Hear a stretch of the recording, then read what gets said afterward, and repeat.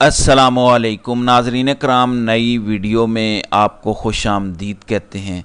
पाकिस्तानी सियासत बड़ी तेज़ी से तब्दील हो रही है। एक जानिब पीटीआई आज भी मुसलसल पाबंदियों का शिकार है। पीटीआई कारकुनान को गायब किया जा रहा है, आलिया हमज़ा और दीगर ख़वातीन को अभी भी डराया जा रहा है, जबकि दूसरी जानिब इमरान खान और इस्टेब्लिशमेंट के दरमियान डील की खबरें ज़ोर पकड़ रही हैं। कहा जा रहा है कि इमरान खान मैंडेट वापस लेने की बजाय नए इलेक्शन और एक कौमी हुकूमत के क़याम पर राज़ी हो गए हैं। इसके पीछे छुपे मकासद क्या हैं?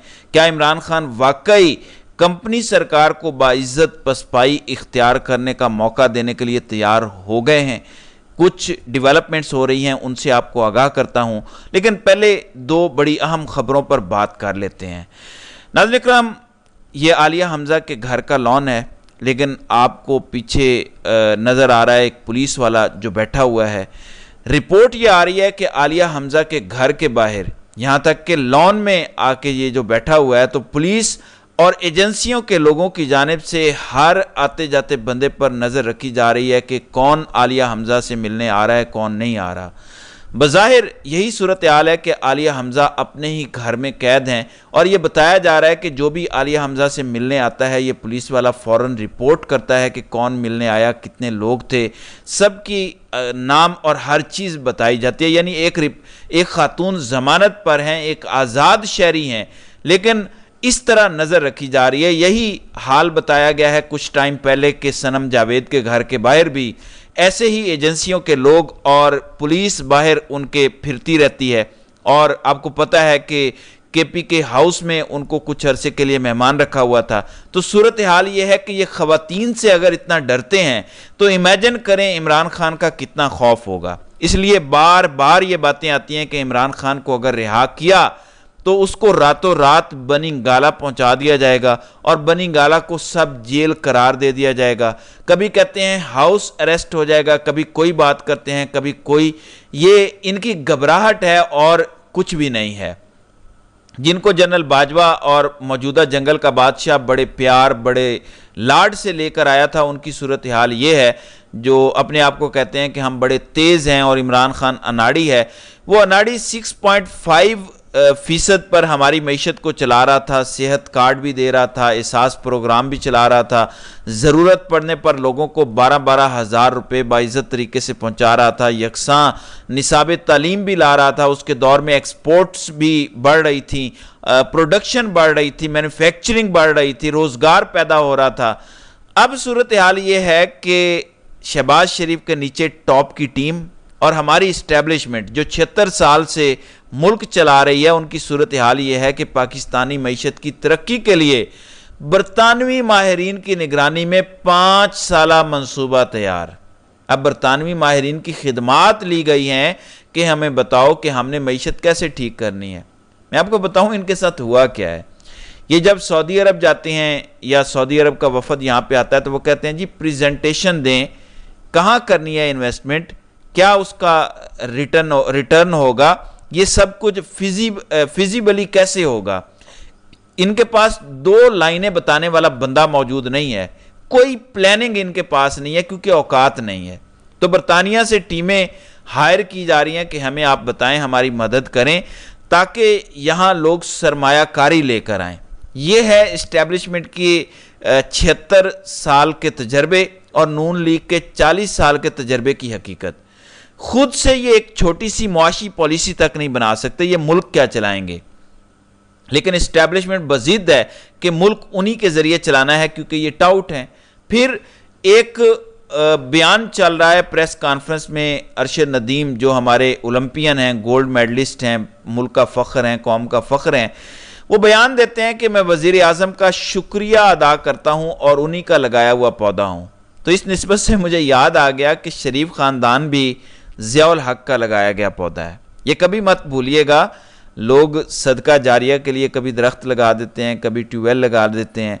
ये जो पाकिस्तान का बदतरीन डिक्टेटर था, इसका लगाया गया ये पौधा आज भी कौम का इस्तेहसाल कर रहा है, कौम को निचोड़ रहा है। ज़ियाउल हक एक ऐसा दरख्त लगा गया جو اس کے سارے دنیا کے کرتوت بیان کرتا ہے، کیونکہ وہ درخت آج بھی پاکستان کو کھا رہا ہے۔ اللہ ہم سب کو معاف کرے اور ہمارا انجام اچھا کرے، اور سب ڈکٹیٹرز کو ہدایت دے جو آج کے موجودہ ڈکٹیٹرز ہیں، ورنہ یہ دنیا ایک فانی ہے، سب نے جانا ہے، اور قبریں VVIP لوگوں سے بھری پڑی ہیں جن کا کوئی وزٹ بھی نہیں کرتا دوبارہ۔ یہ صرف عبرت کے لیے اور یاد رکھنے کے لیے آپ کو بتایا ہے۔ اب ناظرین کرام، جو صورتحال سامنے آ رہی ہے وہ یہ ہے کہ PTI تحریک تحفظ آئین پاکستان کے پلیٹ فارم سے بار بار محمود خان اچکزئی ایک بات کر رہے ہیں، اور ساتھ PTI کے لوگ بیٹھے ہوئے ہیں کہ ایک ایسی حکومت بن جائے غیر متنازع 4 ماہ کے لیے، جس کے بعد الیکشن کروائے جائیں شفاف۔ عمران خان یہ پہلے پیشن گوئی کر چکے ہیں الیکشن سے پہلے کہ ایک الیکشن 2024 میں ہوں گے، کیونکہ انہیں پتا تھا اس میں یہ دھاندلی کریں گے، نہیں جیتنے دیں گے PTI کو۔ PTI نے اس کے باوجود ناقابل یقین پرفارمنس دی ہے، لیکن عمران خان کی پریڈکشن تھی کہ 2024 کے بعد ایک الیکشن 2025 میں ہونے ہیں۔ اب عمران خان یہ بات دوبارہ کر چکے ہیں کہ شفاف الیکشن ہی مسائل کا حل ہیں۔ وہ اپنا مینڈیٹ کیوں نہیں واپس مانگ رہے؟ زیادہ زور تو مینڈیٹ پہ ہونا چاہیے۔ ناظرین کرام، میں سمجھتا ہوں کہ کمپنی سرکار خودکش جیکٹ پہنے ہوئے ایک بمبار کی طرح ہے۔ یہ خودکش بمبار کہہ رہا ہے کہ بٹن میرے ہاتھ میں ہے، اگر مجھے گھیرا اور مجھے رستہ نہ دیا تو میں نے خود کو بھی تباہ کر لینا ہے اور تم سب کو بھی تباہ کر دینا ہے۔ آپ نے اس سچویشن کو سمجھنا ہے کہ اس ٹائم عمران خان جیسا نیشنل لیول کا لیڈر، بلکہ ورلڈ لیول کا لیڈر، میری رائے میں منڈیلا سے بڑا لیڈر، اس ٹائم ایک ہی چیز سوچ رہا ہے کہ اس خودکش بمبار سے میں نے اپنے ملک اور عوام کو کیسے بچانا ہے۔ اسٹیبلشمنٹ خودکش بمبار بنی ہوئی ہے، اگر اس کو رستہ نہ دیا تو یہ وہ بٹن دبا دیں گے جس کے بعد تباہی اور واپسی کا کوئی رستہ نہیں ہے۔ تو باعزت پسپائی کا رستہ کیسے ہو سکتا ہے کہ اگر سب لوگ شفاف الیکشن کی طرف چلے جائیں، اگر مینڈیٹ واپسی کی طرف جاتے ہیں؟ حالات جو بن رہے ہیں کہ سید منصور علی شاہ جمہوریت کی بات کر رہے ہیں، آئین کی بات کر رہے ہیں، اور پھر اطہر من اللہ تو کھل کے بول رہے ہیں کہ اس الیکشن میں جس طرح سے کیا گیا، جب پریکولیس سرکمسٹانسز کے تحت یہ الیکشن ہوئے ہیں، سب کو نظر آ رہا ہے یہ 2+2 ہے۔ پٹن والے جس طرح آڈٹ کر رہے ہیں حلقہ وائز، نواز شریف کے حلقے کا ہوا، پھر جو سلمان اکرم راجہ جیتے ہوئے تھے انہیں ہروا کے اون چودھری کو جتوایا گیا، اس حلقے کا جو ہے وہ آڈٹ ہوا۔ اسی طرح مزید آڈٹ ہوں گے، مزید چیزیں سامنے آئیں گی، دباؤ بڑھتا جائے گا، اور پھر ایونچولی سپریم کورٹ میں یہ درخواست پہنچ جانی ہے، اور جب سپریم کورٹ اٹھا لے گی اور قاضی صاحب نہیں ہوں گے تو بہت ساری پازیٹیو ڈیولپمنٹ سامنے آ سکتی ہیں۔ ایسے میں خودکش بمبار سے اپنے ملک کو اور اپنی عوام کو بچانے کا ایک ہی رستہ ہے کہ حلقے کھلیں گے تو دوسری طرف نون لیگ والے دعویٰ کیا کرتے ہیں کہ ہم نے سیکٹر کمانڈروں کو، نیچے کرنیلوں کو پیسے دیے اپنی سیٹوں کے لیے، ہم نے فارم 47 والی حکومت کوئی خیرات میں تو نہیں لی۔ کوئی کہتا ہے میں نے 50 کروڑ دیا، کوئی کہتا ہے میں نے 80 کروڑ دیا، کوئی کہتا ہے میں نے 90 کروڑ دیا۔ تو خودکش بمبار کو تو نظر آ رہا ہے کہ اگر یہ حلقے کھل گئے، اگر عدلیہ ڈٹ گئی اور یہ سیٹیں انہوں نے واپس کرنا شروع کر دیں، ادھر سے نون لیگ والے بول بول کے بتائیں گے کہ تمہارے فلاں کرنیل نے ہم سے اتنے پیسے لیے تھے، تو ذلیل کس نے ہونا ہے آپ مجھے بتائیں؟ خودکش بمبار نے ذلیل ہونا ہے۔ اس خودکش بمبار نے اپنی ذلت سے بچنے کے لیے بٹن دبا دینا ہے۔ تو اس لیے نئے الیکشن کی بات ہو رہی ہے۔ میں نے بہت غور کیا کہ یہ کیا بات ہے، عمران خان تو صرف مینڈیٹ کی بات کر رہے تھے، یہ اچانک نئے الیکشن کی کیوں بات کر رہے ہیں؟ خودکش بمبار سے اس ملک کو بچانے کے لیے یہ نئے الیکشن کی بات ہو رہی ہے۔ حلقوں نے ایونچولی کھلنا ہے، جتنی مرضی قاضی صاحب رکاوٹیں ڈال لیں، جتنے مرضی ٹریبیونلز کو کام سے روکیں، ایک وقت ایسا آنا ہے کہ عامر فاروق بھی روکنے میں ناکام ہو جائے گا ٹریبیونلز کو، ایک وقت ایسا آنا ہے کہ قاضی صاحب نے بھی ریٹائر اگر ہو جانا ہے، اگر یہ بہت بڑا اگر ہے، اگر ریٹائر ہو جانا ہے تو پھر ٹریبیونلز نے کام کرنا ہے، لاہور ہو، پنڈی ہو، سرگودا ہو، جہاں جہاں بھی ٹریبیونلز ہوں گے وہ کام کریں گے، اسلام آباد کا ٹریبیونل کام کرے گا، اور یہ حکومت اسمبلی توڑنے پر مجبور ہو جائے گی۔ لیکن یہ تب صورتحال کچھ اور ہوگی، ایک ہے باعزت پسپائی، ایک ہے ذلت آمیز سرنڈر۔ باعزت پسپائی کا رستہ عمران خان دے رہے ہیں، ذلت آمیز سرنڈر کی صرف ایک یاد آتی ہے، اور وہ ہے 1971 جو جنرل نیازی نے کیا تھا، ذلت آمیز سرنڈر، وہ باعزت پسپائی نہیں تھی۔ سو اگر ابھی کر لیتے ہیں، ابھی مان لیتے ہیں، اور عمران خان یہ موقع دے رہے ہیں، یہ موقع ہے۔